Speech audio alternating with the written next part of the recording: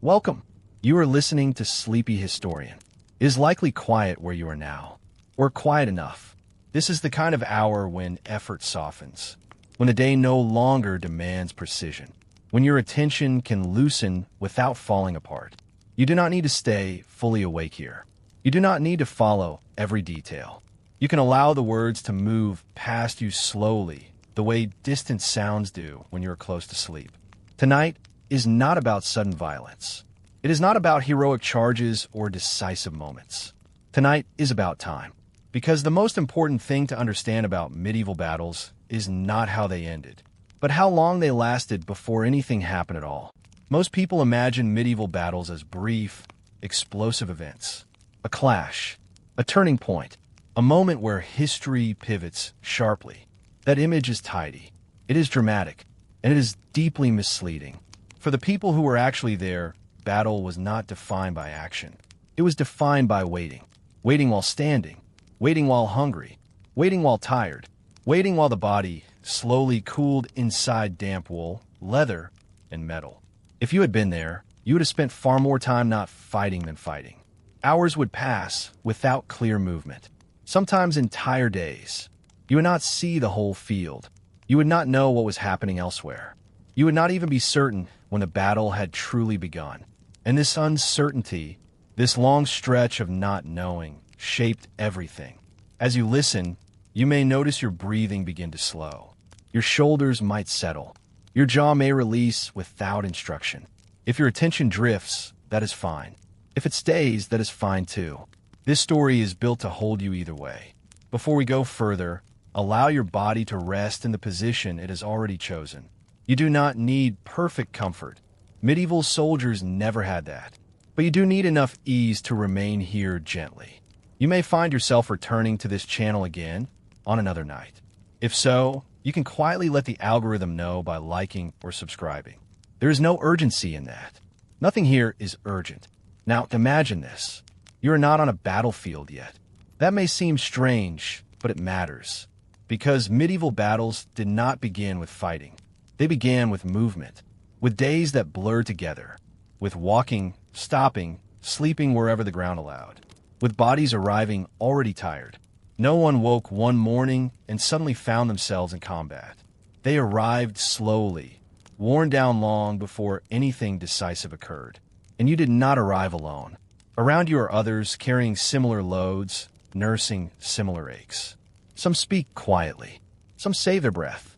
Some already try to place part of their mind somewhere safer than where their body stands. History books will later tell you who won. They may even tell you how many died. What they rarely record is how it felt to stand still for hours, unsure whether anything important was happening, or whether it had already happened somewhere you could not see. That is where we are going tonight. Not to the clash itself, but to the long hours before it, to the physical discomfort that never quite becomes dramatic enough to feel urgent, yet never fully fades.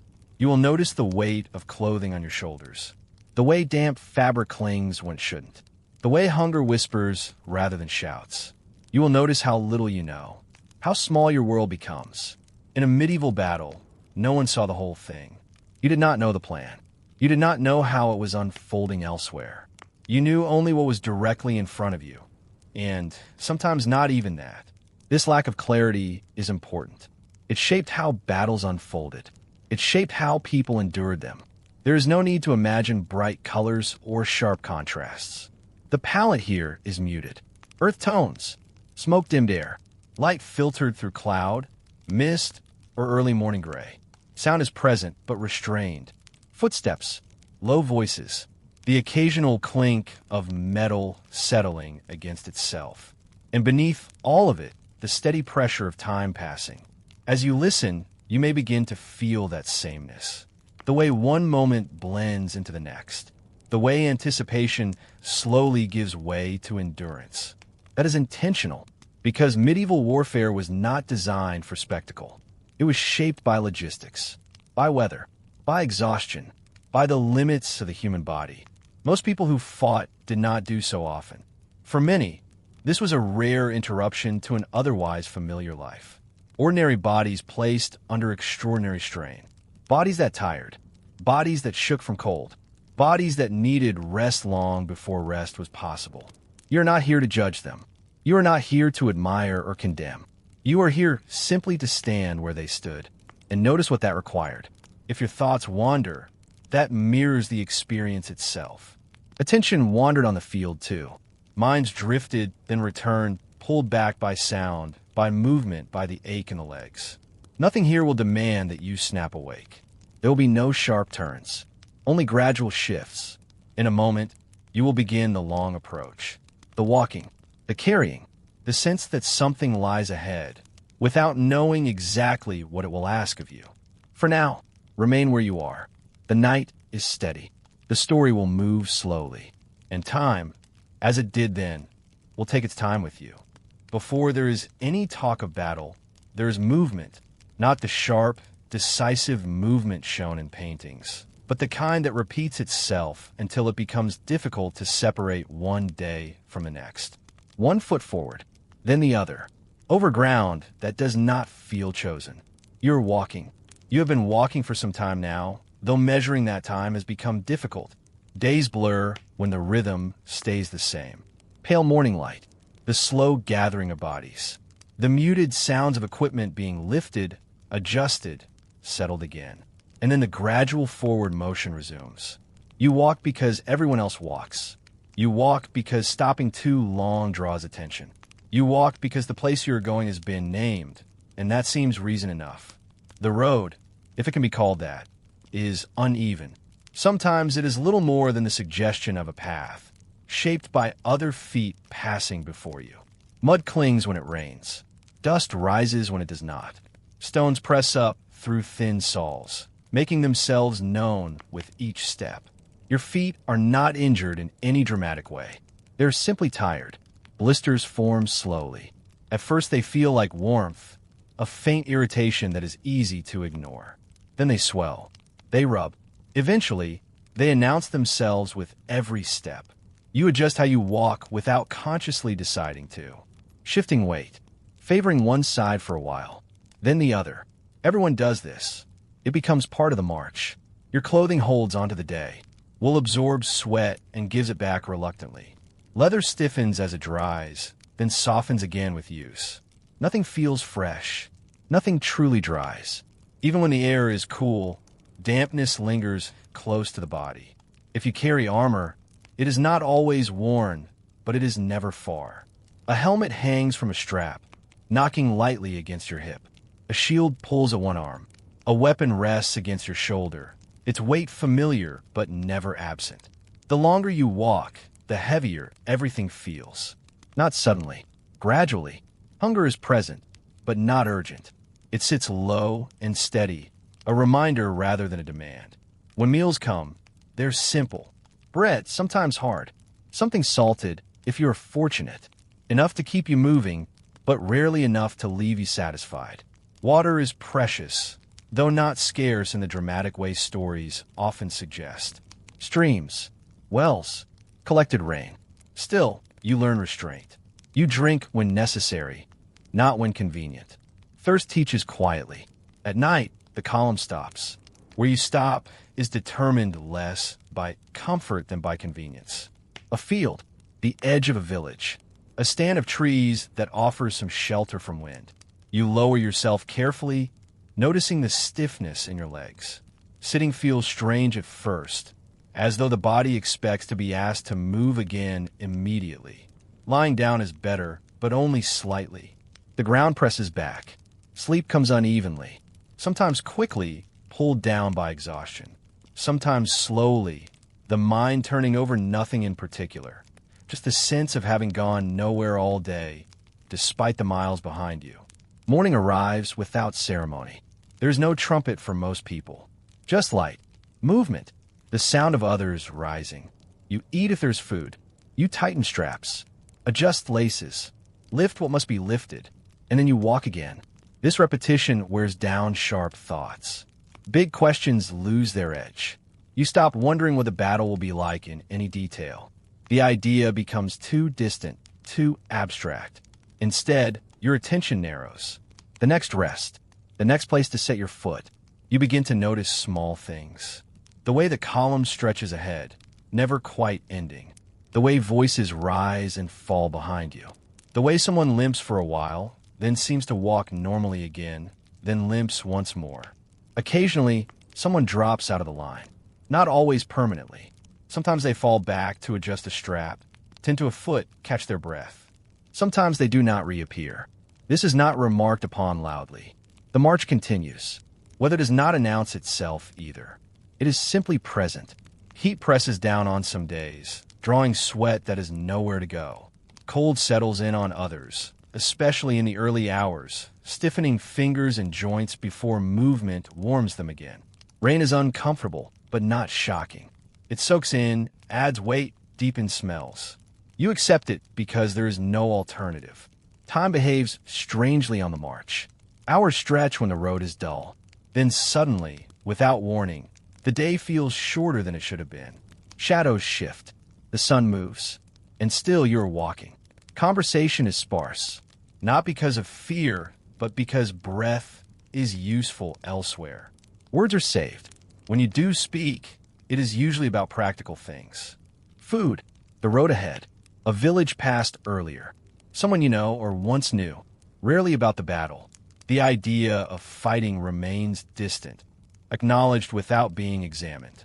Like a landmark you have been told exists, but cannot yet see. This distance protects you. If you thought too much about what lies ahead, the march would feel heavier than it already does. So the mind learns to narrow its focus. Step, breath, step again. Your shoulders ache where the load pulls downward. You shift the strap. The ache moves but does not leave. By the third or fourth day, though you may not be counting, the body settles into resignation. Not comfort, acceptance. This is how things are now. You no longer wake expecting to feel rested. You wake expecting to continue. This matters more than it seems. Because by the time you reach the place where the armies will eventually face each other, you are already worn down. Not broken, just dulled, edges softened by repetition. This is how medieval battles usually began. Not with fresh bodies, not with clear minds, but with people who had already spent much of their strength simply getting there. And as you walk, day after day, that truth settles in quietly. You're arriving slowly, and by the time you arrive, you will already be tired. When a march finally pauses for the night, it does not feel like relief. It feels more like suspension. You stop because the column stops. Because someone ahead, unseen, unnamed, has decided that this place will do. There is no careful selection of ground. The space is accepted as it is. A clearing. A field already pressed flat by grazing animals. The edge of a village that watches quietly as you arrive, then looks away again. You lower what you carry. Slowly, deliberately. Your hands move with the familiarity of repetition. They already know what to do, where to set things down. What must stay close? What can be released, if only briefly? The first thing you notice is sound. Not silence. Never silence, but a loosening. Footsteps fade. Voices drop. The constant forward rhythm dissolves into smaller, scattered movements. Someone shifts a load. Someone strikes flint. Someone coughs nearby, then turns away. Smoke begins to gather. Fires are small. They are not meant to be seen from far off. Fuel is whatever can be found. Fallen branches, broken fence pieces, dried dung. Flames flicker low, casting uneven light across faces already dulled by fatigue. You sit when you can. If the ground is dry enough, you lie back. The earth presses against you, cool and unyielding. Stones make themselves known through cloth. You shift once, then again, then you stop adjusting. There is a point where comfort no longer improves with effort. Food appears slowly, not all at once. Someone passes bread. Someone else produces something salted and hard. You eat without ceremony. Chewing takes time. Swallowing feels deliberate. Hunger lifts slightly, just enough to stop asking questions. Around you, people speak in low voices. Conversations begin without clear purpose and end without conclusion. Words drift, then thin. Names surface. Places. Small grievances. Memories that belong to another season. No one raises their voice. The night does not invite it. Equipment comes off in stages. Not everything. Some things remain close. A weapon rests within reach. A shield leans nearby. You do not think of this as fear. It is habit. Armor, if worn, leaves marks. Pressed lines. Reddened skin that stays warm longer than it should. You rub at them without much expectation. The body registers the absence of weight before it registers relief. When darkness settles fully, it does so unevenly. Firelight reaches some faces and not others. Beyond its edge, shapes soften. People become outlines. Then suggestions. Then little more than presence. You listen.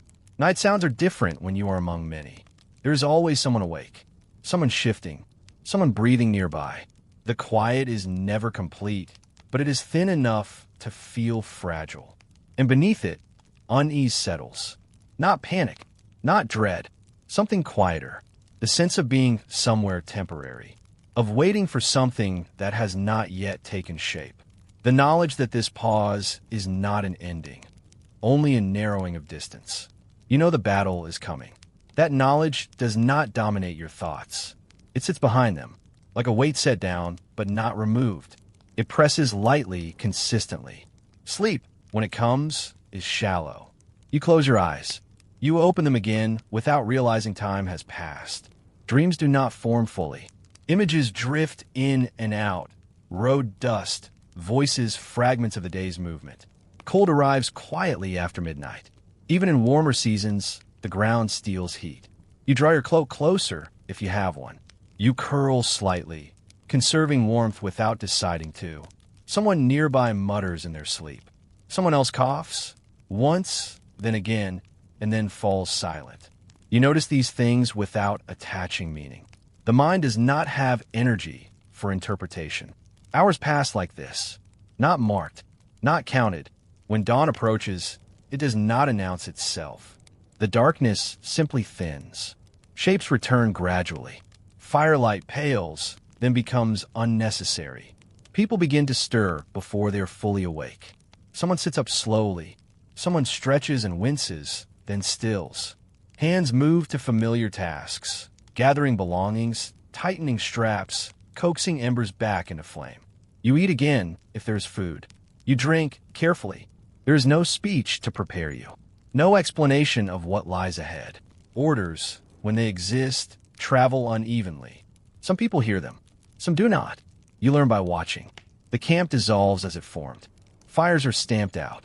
The ground is left much as it was found, or close enough. There is no time for reflection. As you rise, the stiffness arrives fully. Legs protest. The lower back tightens.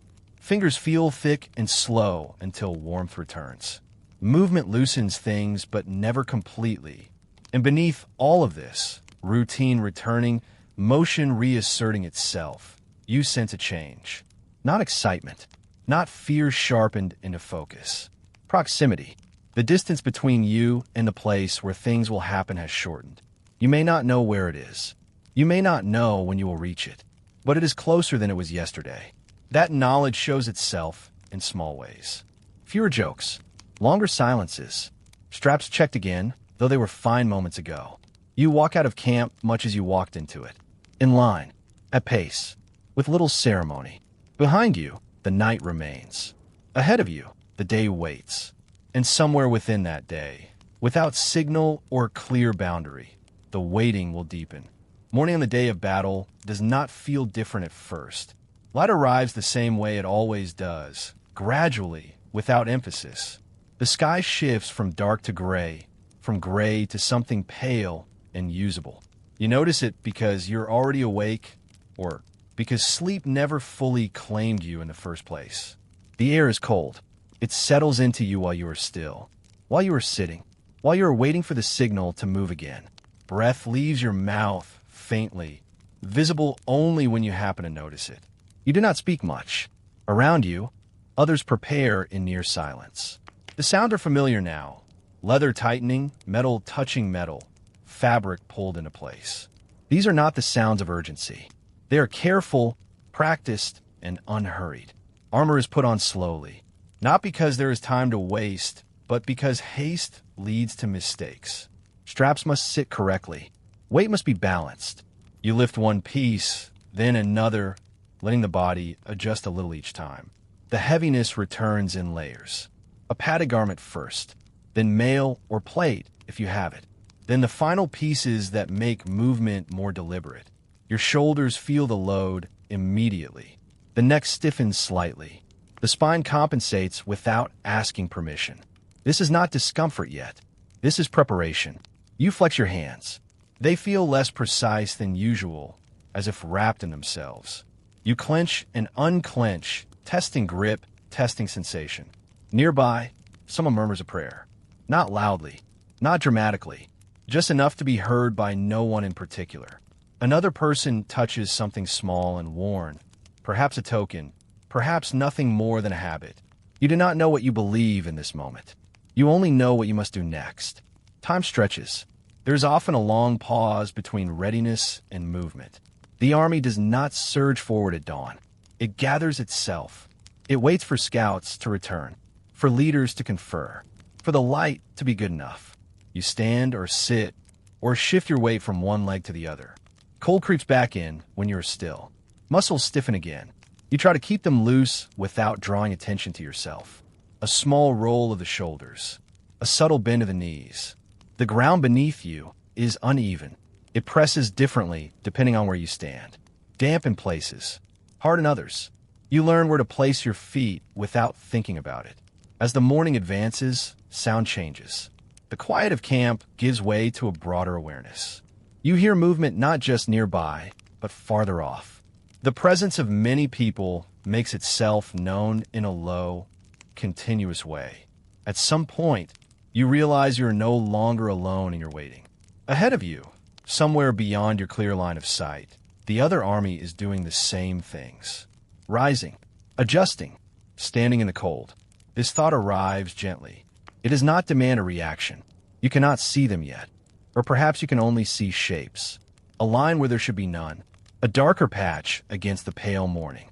You're not close enough for detail. And that distance is strangely calming. You check your equipment again. The strap that was fine earlier still is. You tighten it anyway. You adjust your footing. No one explains what will happen first. You may have heard stories. You may have seen illustrations. None of that helps much here. The morning continues. Sunlight strengthens slightly, though it offers little warmth. Fog lifts or thins, depending on the day. The world becomes clearer without becoming kinder. You are aware of your body in a new way now. The weight you carry feels more permanent. The stiffness from the march has not fully left. Fatigue rests underneath everything, like a low tide that never quite recedes. Hunger stirs again faintly. Thirst too. They are noted and set aside. There's no space for them now. The waiting deepens. This is not the waiting of uncertainty alone. It is the waiting of inevitability. Something will happen today. You do not know what shape it will take or how close it will come to you, but the day will not pass without consequence. That knowledge sits quietly. People around you shift less now. Movements become economical. Talking fades almost entirely. Attention narrows, not because of fear, but because there is less need for anything else. You look ahead. What you see is limited. A slope, a field, a stretch of ground that looks no different from any other, except for what it is about to hold. You do not feel heroic. You do not feel doomed. You feel present. This is what many medieval battles began with. Not noise, not motion, but presence. Bodies gathered, minds subdued, energy conserved. The hours before contact were often the hardest. Nothing to do, nothing to resolve, just the knowledge that standing here is required. And so you stand. The sun climbs a little higher. Shadows shorten slightly. Someone somewhere raises a banner, then lowers it again. A signal passed, then reconsidered. You are not told why. You adjust your stance once more, settling into it as if it might last a long time. Because it might. And in this moment, this still, waiting morning, you are already part of the battle, even though nothing has happened yet. At some point, without a clear signal that you can remember, you are told where to stand. It is not announced loudly. It travels along the line in fragments. A gesture, a word passed from one person to the next. A shift in movement that you follow because everyone else does. You take your place. The ground beneath your feet feels no different than it did moments ago, and yet the way you stand on it changes. Your stance becomes more deliberate, weight balanced, feet placed so that you will not need to move them again soon. You face forward. Ahead of you, the space between the two armies stretches wider than you expected.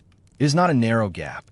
It is a field, a slope, a broad, empty distance filled with nothing but air and possibility. You're not close enough to see faces on the other side. Only shapes, colors dulled by distance, banners that hang rather than wave. You settle into stillness. At first, this feels easier than marching. No lifting of feet, no shifting terrain, just standing. But the body notices quickly that stillness has its own demands. Your legs begin to feel the weight they carry. Your shoulders sink slightly under what rests upon them. The ground presses up, unchanging. You shift once subtly, then stop yourself. Too much movement draws attention. You learn to be still without becoming rigid. Time slows. Minutes pass, though they do not announce themselves. The sun climbs almost imperceptibly. Shadows change direction so gradually that you only notice after they have already moved. Your breathing settles into a quiet rhythm. In through the nose, out through the mouth. You do not want to breathe too loudly. Not because it would matter, but because it feels out of place. Around you, others are doing the same. Standing, watching, waiting. The line holds. Occasionally, someone coughs. Someone clears their throat. A helmet is adjusted. These sounds ripple briefly, then fade. Your arms hang where they must. If you hold a weapon, you do so without lifting it fully. You rest it against the ground, or against your leg, or in the crook of your arm. Grip relaxes, then tightens again. Relaxation is never complete. You become aware of small discomforts. The edge of a strap pressing into skin. The way armor pinches when you shift weight too far in one direction. The slow ache that builds in the lower back. None of this is sharp enough to demand attention. It is simply present. The distance ahead of you feels unchanged, and yet you sense movement within it. The other line adjusts. A banner lifts slightly, then settles. A group to your left shifts formation, closing a gap. You follow these changes with your eyes, but without urgency. There is no signal yet. Standing like this, you begin to understand something quietly. Battles are not constant motion. They are intervals. Stillness broken by movement, then stillness again. This first interval is long. Long enough for your thoughts to wander, then return. Long enough to feel boredom brush against apprehension, then drift away again. You think about water, then about nothing, then about how your feet feel inside your boots. Someone ahead of you kneels briefly, then stands again. No one comments. Perhaps they were adjusting something. Perhaps they needed a moment. The line absorbs it. You notice that your neck has stiffened from holding your head at the same angle. You lower your gaze slightly, then raise it again, easing the strain. Looking too long at the other army feels unhelpful. Looking at the ground feels worse. So you let your eyes rest somewhere in between. Time continues. This is not dramatic waiting. It is dull waiting. The kind that wears down patience without offering release. The kind that makes hours feel both endless and strangely forgettable. You are aware, distantly, that somewhere behind you are people who will never stand this close to the fighting. Support. Followers. Those who will hear about what happens here secondhand. That knowledge does not comfort you. It simply exists. Your mouth feels dry. You swallow, then swallow again. There is no water now. Drinking would mean breaking formation, and no one has suggested that. The wind moves across the field lightly. It carries smells with it. Damp earth, old smoke, metal warmed slightly by the sun. You inhale without thinking about it. At some point, you realize that you have been standing here long enough for fatigue to return. Not the sharp fatigue of the march, but a heavier, quieter one. The kind that settles into joints and stays. Your legs feel thick. Your feet feel planted. If you needed to move suddenly, you could. You tell yourself that. But you also know it would take effort. More than it would have earlier. The line remains unbroken. Orders do not come. Or perhaps they do, somewhere else. From where you stand, The world is reduced to a narrow band of vision and a long stretch of time. Everything else has been pushed outward. This is how medieval battles often truly began. Not with shouting, not with collision, but with standing, and standing, and standing. And as you remain there, breathing quietly, you begin to understand that endurance will matter more today than speed. The first movement does not feel like a beginning. There's no clear moment you could point to later and say, that was when it started. Instead, change seeps into the field gradually, almost politely, as if not wanting to disturb the stillness too abruptly. Someone ahead of you takes a step forward, then stops. Others follow, not all at once. The line loosens slightly, then tightens again. You adjust without thinking, closing the small gap that opens beside you. The distance between the two armies shortens, but only a little. You are still far enough away that faces remain indistinct. What you see is posture more than expression. The way bodies hold themselves, the way weight shifts. Sound changes first, not volume, but texture. The field, which had absorbed noise, now reflects it back. The clink of metal carries farther. Footsteps sound louder than they should. You feel this before you understand it. Your grip tightens on what you hold, then relaxes again. A signal is passed, perhaps a banner raised slightly, perhaps a call you cannot hear clearly. Whatever it is, it reaches you not as instruction, but as consequence. You move because the line moves. Steps are measured, deliberate, not hurried. Each foot placed with care, mindful of uneven ground.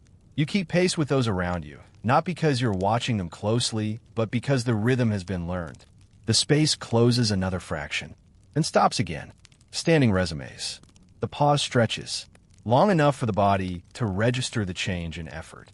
Walking, even slowly, had eased the stiffness. Now stillness returns, heavier than before. You breathe. Dust rises faintly with movement, then settles. The air tastes dry. You swallow without realizing it. Somewhere to your right, a group advances a little farther than the rest. The line bends, then straightens as others compensate. No one explains this. There's no need. You see more the other side now. Shields held low, weapons resting, heads uncovered or protected depending on means. Differences between individuals are still blurred by distance, but the mass is clearer. They look like you. This is not a comforting realization, but it is grounding. Another movement ripples through your line. A step forward, 2 steps this time. You feel the ground change beneath your boots. A slight incline, grass giving way to harder soil. Your calves tighten, then adjust. The sun is higher now, though it offers little warmth. Light reflects dully off metal surfaces, never bright enough to dazzle. Everything remains subdued. You hear voices, not shouting, not commands shouted across the field, just raised voices nearby, coordinating movement. A word repeated twice, a gesture reinforced. You follow. Your heart rate increases, but not sharply. It responds to exertion, not fear. You notice it because your breathing deepens slightly. The line stops again. This pattern repeats. Move, pause, adjust. Each time, the distance narrows by degrees. Each time, the waiting between movements feels longer than the movement itself. You begin to sense fatigue in new places. Your arms feel heavier from holding position. Your hands tingle slightly from gripping and releasing. The small muscles in your feet work constantly to maintain balance. This is work, slow work. Somewhere ahead, something happens. A shift too sudden, a sound that carries differently. The line tightens in response, bodies pressing closer together. You do not know what caused it. You only know how to respond. Still, there is no collision, no rush. The first true contact of medieval battles often came late, after much of the day had already been spent. Before that, there was an extended testing of nerves and endurance. You are aware now that retreat would be difficult, not impossible, but costly. Turning around would require space and permission that do not exist in this moment. This awareness settles quietly. Sweat forms beneath layers of cloth and metal, even if the day is cool. It has nowhere to go. You feel it collect, then cool when you stand still again. Your shoulders ache more noticeably now. Your neck resists turning fully. You roll it slightly, careful not to disrupt formation. Another signal passes through the line. You step forward again. This time, you do not stop as quickly. The pace remains slow, but continuous. The ground between the armies grows smaller in your awareness. Not measured, but felt. You're closer now than you have been all day. You can hear more individual sound from the other side. A cough, the scrape of a boot, someone muttering. The realization arrives softly. When contact comes, it will not feel sudden. It will feel overdue. And so you move, step by careful step, into that narrowing space, carrying with you the hours already spent standing, waiting, enduring. By the time the distance between the two sides has narrowed enough to matter, your world has already grown smaller. You do not see the battlefield as a whole. You never will. What you see is a narrow strip of ground in front of you, framed by the bodies of those beside you. To either side, vision is blocked by shoulders, shields, and movement. Ahead, shapes are clearer now, but still incomplete. Faces remain indistinct. Expressions unreadable. This is not because your eyesight fails you. It is because the conditions do. The press of bodies, the angle of light, the constant shifting, all of it limits what information reaches you. Sound arrives unevenly. You hear things that are close. A breath taken sharply. A foot scraping. The creak of leather under strain. Other sounds come distorted, carried by the air and stripped of context. A shout reaches you, but you cannot tell where it began. Another follows, but it might not be connected. Orders, if they exist, fragment as they travel. What begins as a clear instruction becomes a suggestion by the time it reaches you. Sometimes it dissolves entirely. You learn not to wait for certainty. Instead, you watch the bodies nearest you. When they move, you move. When they stop, you stop. This is not strategy. It is necessity. The field feels crowded now, even though there is still space between lines. The presence of the other army is no longer abstract. It has weight. You are aware of individuals ahead of you, not as people, but as obstacles and openings. A shield edge, a raised arm, a gap that closes as quickly as it appears. You do not know how things are going elsewhere. This is one of the great misunderstandings about medieval battles, that participants knew when they were winning or losing. Most of the time, you would not. You might sense pressure easing or increasing in your immediate area. You might notice movement to one side that feels purposeful or uncertain. But the larger picture remains hidden. This uncertainty shapes everything. It keeps you from making bold decisions. It keeps you focused on survival rather than outcome. You hear a sound behind you. A dull impact, perhaps, or someone stumbling. You cannot turn to look. The line does not allow it. Whatever has happened becomes part of the background noise of the day. Your attention returns forward. The air feels thicker now, not because of smoke or dust alone, but because your awareness is compressed. You're thinking in shorter intervals, seconds rather than minutes. The body adapts. Your stance becomes narrower, more efficient. Movements are economical. You stop shifting unless you must. You notice that you are breathing faster than before, though still under control. The rhythm adjusts to exertion and tension without instruction. Somewhere nearby, metal meets metal. The sound is sharper than others, but it does not cause a surge of movement. It is absorbed like everything else. You do not see the source. This is how contact often began, not with a clear collision of lines, but with scattered points of engagement. Small clusters where bodies press closer, then ease, then press again.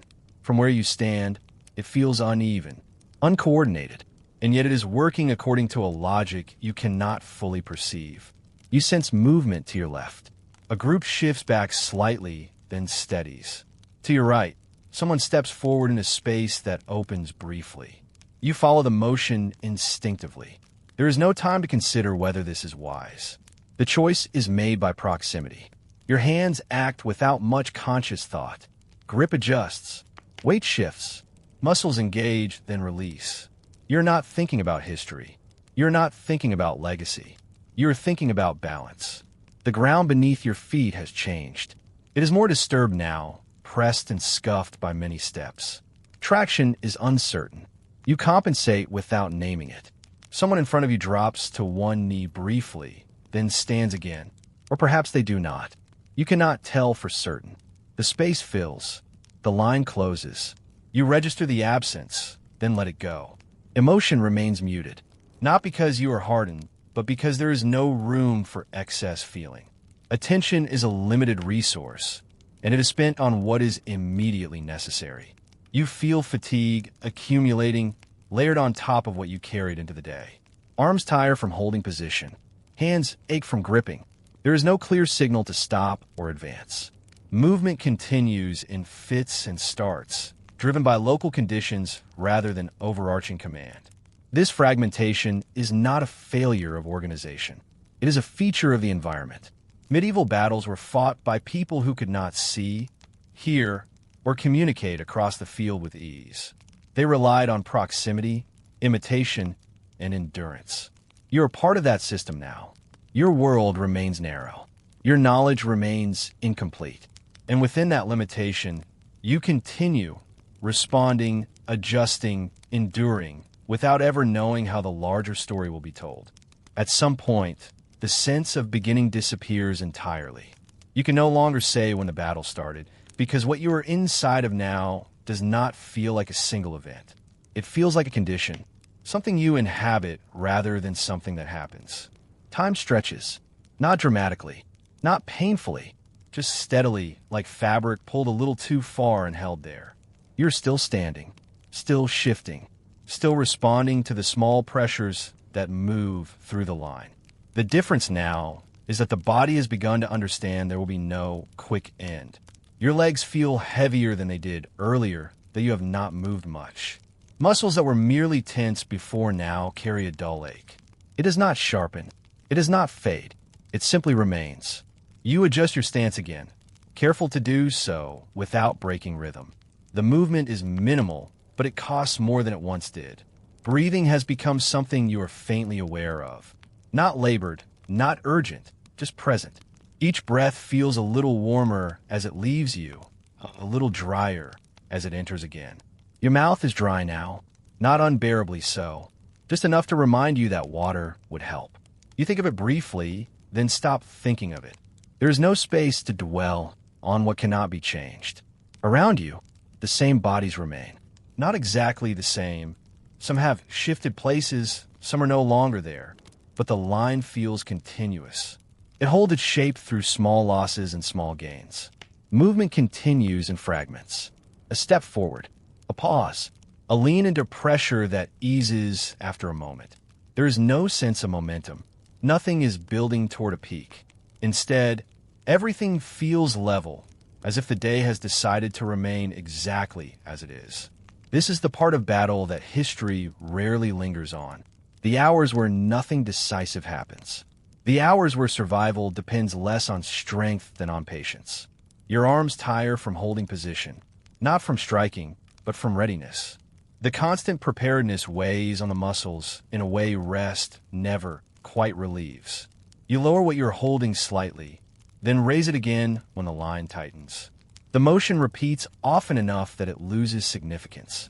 Your thoughts wander, not far. They cannot afford to, but enough to notice the passage of time without marking it. You think briefly of somewhere else, a place where standing still did not mean this. The thought passes without emotion. Attention returns to the present. You are aware of small sounds now, more than before.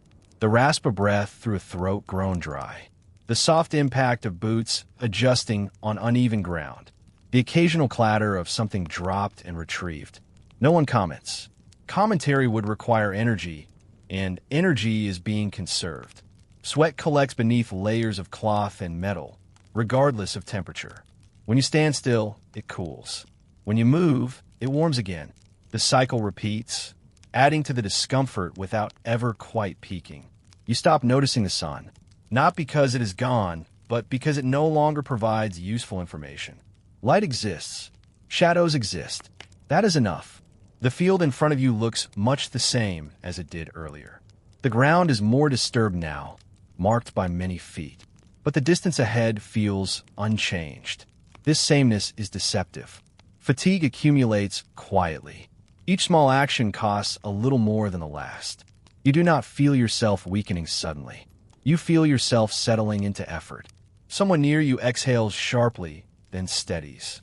Another shifts weight and pauses longer than necessary before moving again. These signs are subtle. You notice them without attaching meaning. Loss happens this way too. Not with drama, not with clarity. Someone is present, then later they are not. The space fills. The line holds. You register the change and move on. Emotion remains distant, not because it is absent, but because it is impractical. There will be time later, but there will not. You focus on what is immediately required. Balance, awareness, endurance. The body begins to economize. Movements shrink.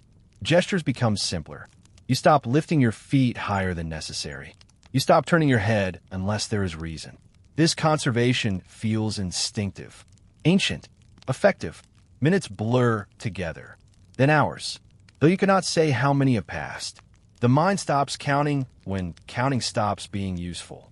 You realize quietly that this is what most medieval battles were actually like. Not a rush, not a frenzy, but a prolonged test of who could remain standing, remain aware, remain functional the longest. Strength matters less here than tolerance. Those who endure do so by narrowing their world, by letting go of everything unnecessary, by accepting that this moment will last longer than expected. You're doing that now. Your shoulders ache, but you no longer try to relieve them. Your hands feel stiff, but they still respond when needed. Your legs tremble slightly when you shift, then settle again. The line continues to breathe, compressing, easing, adjusting. There is no signal to mark progress. No announcement of success or failure. Only continuation. And within that continuation, a strange calm develops. Not peace. Not confidence. Just familiarity. This is how it feels now. This is how it will continue to feel for a while longer. You accept that. And as you do, time loosens its grip on definition, stretching into a long, even presence that carries you forward without asking for anything more than that you remain. As hours pass, you notice absence more than presence. Not in a sudden, shocking way. Not in dramatic gestures. Rather, it is the spaces between bodies, the subtle gaps that grow and sometimes close again. Someone is no longer beside you. Perhaps they rested, perhaps they moved elsewhere. Perhaps they did not wake. You cannot always tell, and the line does not stop for questions. This is how loss moves through the field. Slowly, quietly, indirectly. You feel it more than you see it. A missing weight on one side, a shift in pressure beside your own, a faint emptiness where attention was once mirrored. The battle continues around this quiet erosion. Your own body is part of the attrition. Fatigue deepens without announcing itself. Joints ache, hands cramp, feet throb. Every small adjustment costs more than the last. Sweat and dust mingle into a film that clings to skin. Your clothing, already heavy, absorbs more moisture, yet never seems damp enough to be comfortable. The air feels heavier, though it moves in the same way it always has. You notice the weight not as an intrusion, but as part of the environment. Hunger presses lightly. Thirst nudges faintly. You acknowledge them and move on. There is little else to do. Small decisions punctuate the long stasis. Shift weight. Tighten strap. Adjust grip. Look slightly to the left, then forward again. Each choice is minute, yet cumulatively vital. You feel it in muscles that were not sore an hour ago, in sensations that were background noise becoming foreground attention. Around you, others exhibit the same quiet deterioration. A shoulder droops, then straightens. An elbow bends slightly to relieve pressure. Someone leans lightly against their shield, then releases. These gestures are subtle. They are not failures. They are adaptation. You notice more changes in sound. Footsteps that were rhythmic now stagger slightly. The scrape of a boot against stone or dirt occasionally falters. Breaths become uneven. Coughs emerge. Metal shifts. Leather creaks. Every noise carries more meaning than it would at the beginning. Yet no one calls it out. There is no commentary. is simply observed and absorbed. This is how a medieval army persists, not through heroic defiance, but through quiet resilience, through the management of the small, continuous demands of endurance. The distance between you and the other army remains. Sometimes it seems to contract slightly as individuals shift or the ground changes underfoot. Sometimes it feels unchanged, though nothing about the day is the same as it was hours ago. You are aware that you do not know the full story. You will not. Perhaps no one does. The battlefield is too large for any single mind to comprehend. You rely on immediate cues, local adjustments, and instinct. Strategy exists only in fragments, filtered through proximity and partial information. Your senses sharpen for these fragments.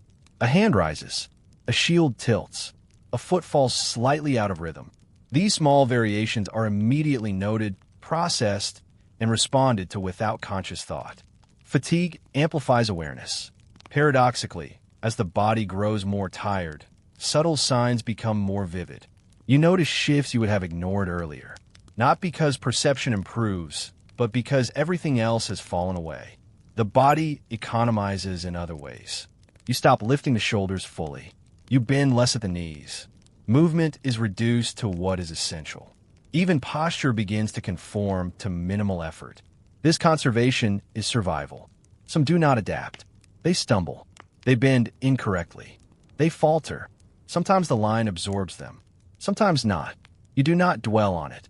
Observation alone is necessary. Time continues without ceremony. The sun arcs slowly. Shadows lengthen, then shorten. Clouds pass lazily across the sky. Winds shift in direction. None of this interrupts the rhythm, but all of it is noticed. You think about nothing. You think about everything. Mostly, you think about balance, about maintaining position, about enduring the weight pressing down in every direction. The rest of your mind quietly recedes. There is a strange intimacy in this uniform suffering. Not friendship, not camaraderie, not morale, just shared experience, shared presence, shared endurance. Occasionally, the line adjusts for a new factor, a small advance here, a minor retreat there. You move in step, absorbing the change without excitement or surprise. The pattern repeats endlessly. Presence, attention, adjustment, observation, endurance. You notice your hands once more. They slightly joint stiff. You flex them subtly, release, flex again. The subtle repetitions soothe in their own way, like small rituals. The body does not require more. Your feet ache. The pressure of boots on uneven ground produces dull pain. You shift weight without breaking formation. You do not think about comfort. You only act to maintain functionality. Hours stretch without landmark. You might have counted, but the numbers would be meaningless. The sky, the sun, the clouds, markers of passing time exist, but only as background texture. The minutes feel like an extended present. This is how the long middle of medieval battles feels. Not in narratives that thrill, not in chronicles that celebrate heroics, but in lived experience, measured, repetitive, exhausting, and unremarkable in its details. Yet every moment matters.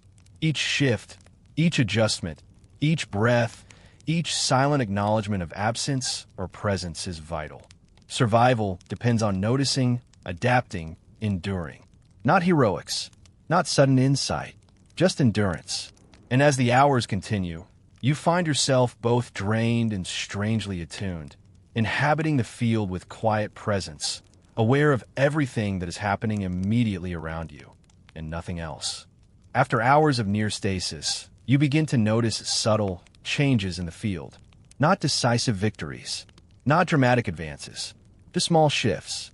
A cluster of soldiers steps forward slightly, creating space that had not existed before. You adjust, moving into the rhythm, feeling the ground differently underfoot. The earth is disturbed, yet familiar. You know the path you must take without conscious thought. Somewhere, a banner tilts, catching faint sunlight. The movement is minimal, almost imperceptible, yet it signals a slight shift in coordination. You recognize it and adjust. The line follows, as always, not with enthusiasm, but with quiet, necessary compliance. The hours stretch, yet nothing feels rushed. Your body is aware of exertion, but not overwhelmed. The fatigue is steady, dull, unrelenting. You notice the way muscles ache slightly more with each adjustment, yet the pain is a companion, not an alarm. You breathe steadily, in, out, in, out. Each breath occupies a consistent rhythm. You observe others breathing, and you understand that rhythm is shared. Not intentionally, but inevitably, like the movement of water pressed into channels over time. Small successes emerge. A shield that had been tilting slightly is straightened. A footing that had been uncertain is corrected. These are trivial in the grand scale of the battle, yet meaningful here. They represent control, presence, survival. You register them, quietly pleased in a minimal, necessary way. Not pride, not elation, just acknowledgement.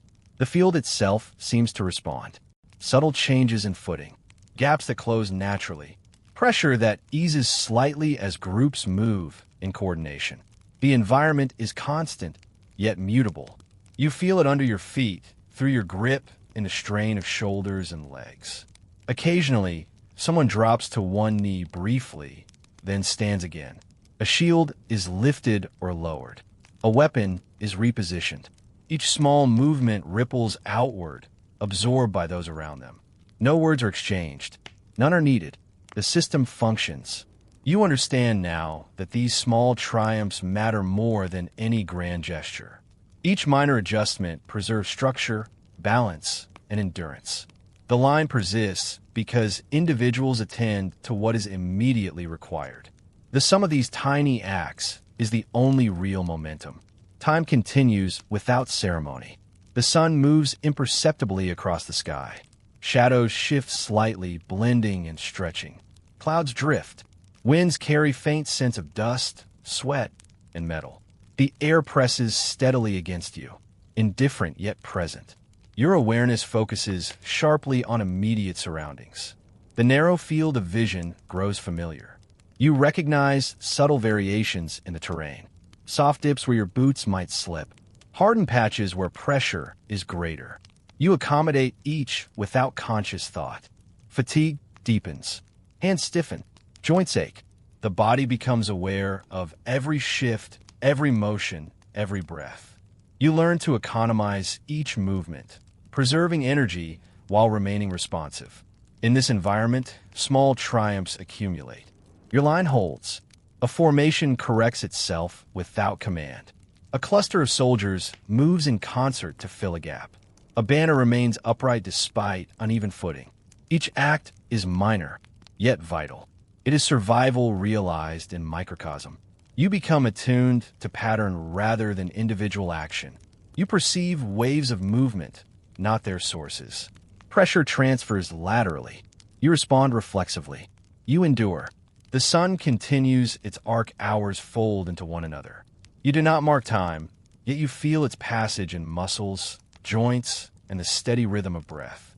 Awareness remains tight, but the mind drifts occasionally, registering small sensory details, a slight breeze, a distant movement, the weight of your own gear. You notice subtle differences in the other side. Shapes shift, color changes slightly. Distance contracts or expands in minuscule increments. You respond. You adjust. You endure. The battle, if it can be called that, unfolds slowly. Not with clamor, but with rhythm. Not with sudden feats, but through continuity. Each minor success, holding a line, maintaining balance, adjusting a shield, is a victory of endurance over chaos. You understand now that medieval warfare was often a test of stamina, patience, and adaptation. Not all was heroism or decisive action. Much of it was the quiet persistence of thousands of bodies, each attending to what was immediately necessary, accumulating effect across hours. By the time the sun begins to dip slightly toward afternoon, you notice your body has adapted to its rhythm. Movements are economical. Breathing is measured. Awareness is sharp, yet steady. Fatigue exists, yet it does not dominate. You have learned to inhabit this extended moment. Small triumphs continue to shape the experience. You recognize them not with elation, but with acknowledgement. A gap filled, a shield steadied, a foot planted correctly. These tiny acts are significant. They sustain the line. They sustain life. They sustain presence. The field is unchanging, yet subtly different from earlier. Every action, no matter how minor, leaves a mark. Footprints, disturbed grass, slightly altered angles of shields.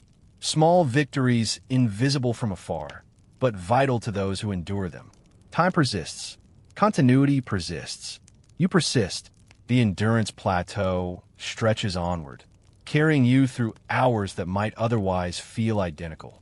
Each small triumph compounds, reinforcing structure, focus, and presence. And within this repetition, you discover the subtle poetry of endurance. As the day progresses, a shift begins to stir through the line. Not a dramatic signal, not a sudden rush, but a slow, inevitable tightening of attention. You notice it first in posture. Soldiers straighten slightly, shoulders adjusting, weapons held with renewed care. The subtle weariness from hours of standing does not vanish, but it becomes compatible with readiness. Small sounds change. The clink of metal becomes more deliberate. Footsteps, when they occur, are lighter, measured. Conversations, if they happen at all, are quieter, briefer, purposeful. The sun is lower now, though its warmth remains muted. Shadows stretch across the field. The air has cooled slightly, and a faint wind carries dust, the scent of sweat, and the metallic tang of armor. You draw it in and let it settle. Each breath reminds you of presence, of being alive, of occupying this space. You glance at your surroundings. The line is tighter. Gaps that had appeared and closed over the hours are now stabilized. Movement has slowed to a series of small, synchronized adjustments. Every step, every shift, every tilt of a shield is a conscious act. Ahead, the other army also shows signs of attention. Banners lift. Helmets tilt in alignment. Shapes of bodies shift, responding to the same rhythm that you sense, even if you cannot name it. You do not need to see them clearly to feel the change. It is almost imperceptible, like the slow approach of tide over a long stretch of sand. Time becomes more fragmented. You measure it not in minutes or hours, but in repeated sensations. The stretch of leather across your shoulders, the subtle ache in your knees, the way boots press into the uneven ground, the slight chill as wind brushes across your neck. Small movements acquire significance. A hand resting lightly on the hilt of a sword, a shield edge adjusted just enough to absorb pressure, foot repositioned to avoid a patch of disturbed earth.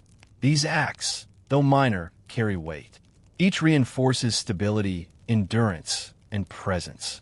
You notice the absence of some. Spaces beside you hint at those who have left the line or those who will not return.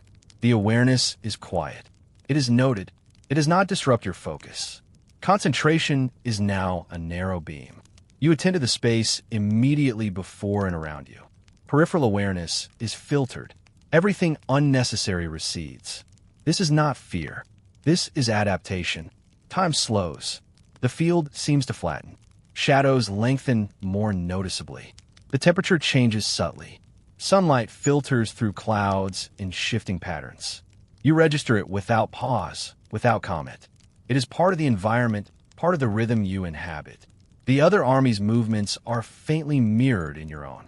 When they shift a step forward, you adjust stance. When their formation tightens, you subtly tighten along with it. This synchronization is not conscious. It is instinctual, a product of proximity, endurance, and repetition. Fatigue persists. Every small motion carries cost. You feel it in fingers, in calves, in your back. Breathing is measured. The body economizes. You conserve energy while remaining responsive. The tension is steady. It does not spike. It persists. You glance around briefly. Faces are set, eyes alert but not frantic. Some wear expressions of strain. Others are neutral. You notice details without dwelling on them. The tilt of a helmet, a strap pulled tighter, a shield edge adjusted. Movement becomes almost ritualized. Forward. Pause. Shift. Adjust. Breathe. Endure. Small triumphs appear. A shield steadied, footing corrected, alignment maintained. They are quiet victories, unnoticed by the masses, yet crucial for persistence. You register subtle shifts in the air. A faint change in wind direction. A slight alteration in temperature. The smell of disturbed earth mingling with dust and sweat. These sensory fragments provide clues, though you cannot interpret them fully. They simply exist. You feel the weight of your armor differently now, not as a burden, but as a constant companion. Each plate, each strap, each piece of leather presses against you steadily, demanding attention, yet offering protection. The body has accommodated the pressure. You move within it, rather than against it. Hunger and thirst whisper faintly at the edges of awareness. They are acknowledged and set aside. Immediate survival depends on attention, balance, and endurance, not comfort or relief. The line remains unbroken. You note gaps, adjust, correct. Each minor act is amplified by repetition and necessity. This is not heroic action. This is survival realized in micro-movements. The sun continues to descend. Shadows lengthen and grow cooler. Light softens. The battlefield becomes textured with subtle contrasts of illumination and shade. You perceive it almost unconsciously. It is a calm presence in the otherwise tense environment. Your mind drifts slightly, not toward distraction, but toward observation. You notice the repeated cadence of action, the subtle rhythms of breath and movement. The body and environment are in constant dialogue. You adjust, respond, and endure. You are aware now that the final approach of contact is near, though it is gradual, almost polite. No sudden clash, no dramatic alarm, just a slow tightening of readiness, a gentle crescendo of attention. This stage is quiet yet profound. All that has passed, the hours of waiting, endurance, subtle adjustments, minor triumphs, has prepared you for this moment. It is the culmination not of heroics, but of patient, measured persistence. And as the shadows lengthen and the line remains firm, you understand that this is the reality of medieval battles more than tales of valor. Long hours of quiet adaptation, subtle coordination, and endurance, punctuated by minor shifts that accumulate meaning slowly, almost imperceptibly. The day continues. The tension persists. You remain present, aware, steady. Every breath, every step, every small motion matters. And it will continue to matter minute by minute until the day changes once more. As the sun dips lower toward the horizon, the light softens. Shadows lengthen and stretch across the field, curling around boots, shields, and banners. The battlefield itself seems to exhale, releasing heat accumulated over the long day, allowing cool air to fill the spaces between bodies. You notice the subtle change immediately. It is not sudden, not dramatic, just perceptible in temperature, in the way the air brushes against your neck, in the faint moisture forming on leather and fabric. Every surface feels different. Every touch, every weight, every angle is slightly altered. You adapt automatically. Movement continues in small, deliberate bursts. The line shifts fractionally, adjusts to uneven ground, redistributes weight. You do not think about the reason. It could be a tactical choice, a minor environmental factor, or simply the habit of endurance. But you move in rhythm, instinctively, as part of the system. The sounds of the battlefield change. The clink of metal is quieter, softer, less insistent. Footfalls are measured, gentle against earth disturbed by countless hours of waiting and movement. Distant murmurs reach you, indistinct and filtered, their meaning inaccessible, yet their presence undeniable. Your body is aware of every subtle ache. Calves, knees, shoulders, hands. Fatigue has layered itself, creating a uniform pressure that is neither sharp nor absent. It simply exists. You compensate in micro-adjustments, a shift of weight, a tilt of the head, a slight bend at the knees. Each movement conserves energy while maintaining readiness. Hunger and thirst whisper faintly at the edges of attention. Water would soothe, bread would settle the stomach, but none are within reach. You acknowledge the need, then return to present action. Survival has become rhythm. Endurance has become the only currency. The other army mirrors these shifts. You notice small movements across the field, distant shapes moving minutely, banners tilting, shields repositioned. No grand gestures, no announcements, just subtle coordination repeated endlessly. Awareness extends to these fragments. You respond reflexively, aligning with the changes without conscious calculation. Time flows differently in this light. The sun no longer feels like a marker of hours, but a soft brush painting the world in muted tones. Shadows curve, highlight textures, accentuate contours. You notice the way fabric stretches across shoulders, how dust clings to boots, how metal reflects a softened glow. Every detail registers, but none demands overt attention. You glance around. The line remains cohesive, a testament to endurance and adaptation. Small gaps for missing soldiers are absorbed silently. Adjustments ripple through the formation. Micro-corrections accumulate into collective persistence.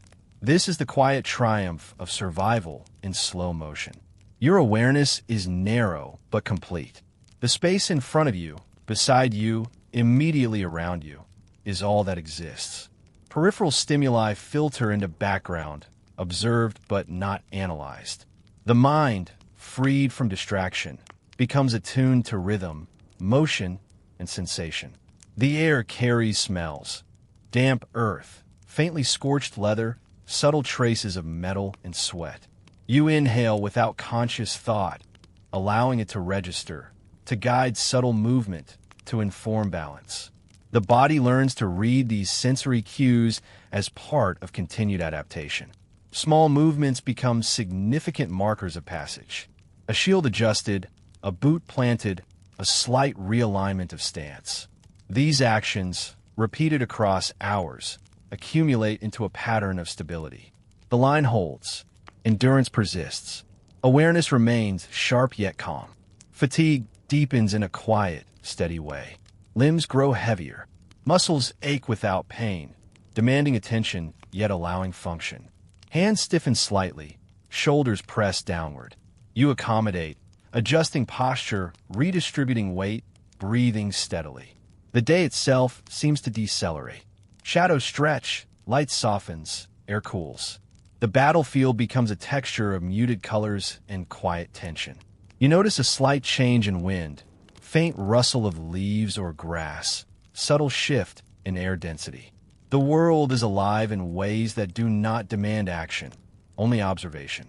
You begin to recognize subtle signals from the environment.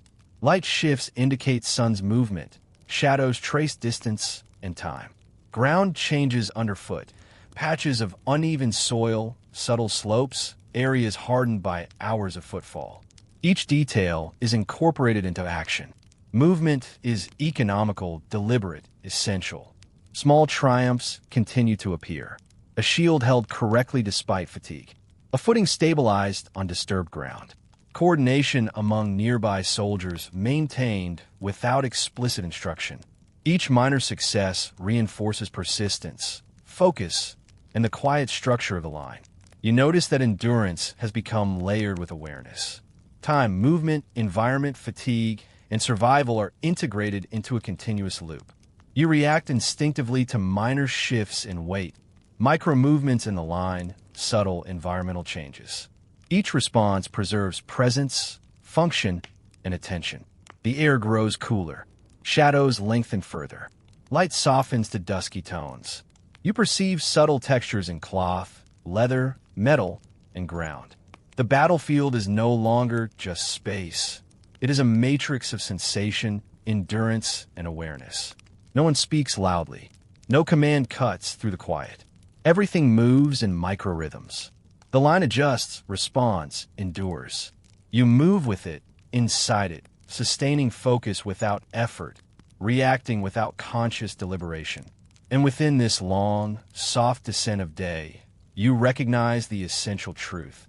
Medieval battles were not only fought by strength or strategy, but by persistence, by awareness, by the small, continuous acts of endurance that accumulate across hours. Victory, or survival, often depended on these subtle, almost invisible rhythms. You do not anticipate what will happen next. You do not expect dramatic resolution. You inhabit this time fully, noting the slow approach of dusk, the shifting shadows, the quiet coordination.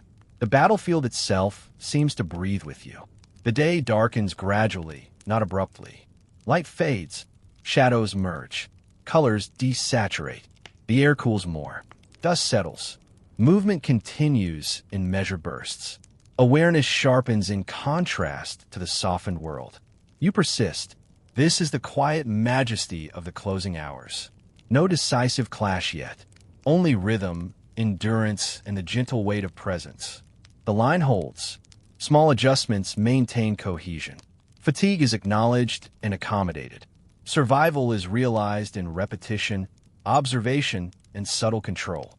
And in the softening light, you understand that the day, like much of history, is composed of long stretches of quiet endurance, punctuated by minor shifts and small triumphs, where survival, persistence, and patience matter more than spectacle or legend. The battlefield quiets slowly as dusk deepens into night. The clamor of the day has faded, leaving only subtle sounds. The soft scrape of a boot against earth, the faint shift of armor, the occasional creak of a leather strap settling under tension. These small details, once background noise, now define the space around you. You breathe steadily. Each inhalation draws in cool, evening air, tinged faintly with dust, moisture, and the lingering heat of human presence. Each exhalation releases the tension built over long hours of endurance. You are aware of your body in its entirety. Hands that have held tightly, shoulders that have carried weight, legs that have borne fatigue without complaint. Each sensation is a reminder of what it means to persist. The light softens further, leaving shapes blurred and muted.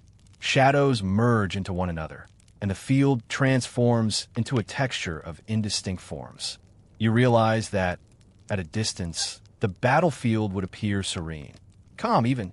Yet those within it know the hours it has taken to reach this quiet. They know the tension, the fatigue, the subtle management of balance and awareness. The stillness is not comfort. It is the result of continuous adaptation, patience, and presence. You begin to reflect on what has passed, not in dramatic terms, not as history written in chronicles, but as experience, a long sequence of small actions, repeated and repeated again, forming a rhythm that sustained life, balance, and cohesion. You see now that survival did not demand heroism alone. It demanded quiet attention, discipline, and endurance. Around you, the line has thinned. Spaces remain where individuals have departed, whether to rest, to retreat, or because they did not continue. These absences are felt more than seen. They create minor gaps in rhythm, small challenges that must be accommodated with subtle adjustment. You learn to absorb them without disruption. This is another kind of triumph, the quiet persistence of those who remain. Your senses are attuned to minute details. The air, cooler now, carries the scent of disturbed earth and lingering human exertion. You notice the faint rustle of cloth, the subtle clink of metal, the soft exhalation of breath. Even the faint light seems textured, brushing across surfaces with gentle emphasis. Every perception is integrated into awareness, informing how you hold yourself, how you move, how you endure. Fatigue persists. Muscles ache, joints stiffen, and yet you're functional. You have learned the rhythm of your body in this environment. You economize energy, balancing readiness with the slow relief that night brings. Each breath is deliberate but calm. Each shift of weight is purposeful. The body has internalized survival without needing conscious oversight. The other side mirrors this slow transition into night. Shapes blend into shadow. Movements are minor and deliberate. There is no rush, no final clash yet. The rhythm persists across both lines, small adjustments, subtle coordination, measured endurance.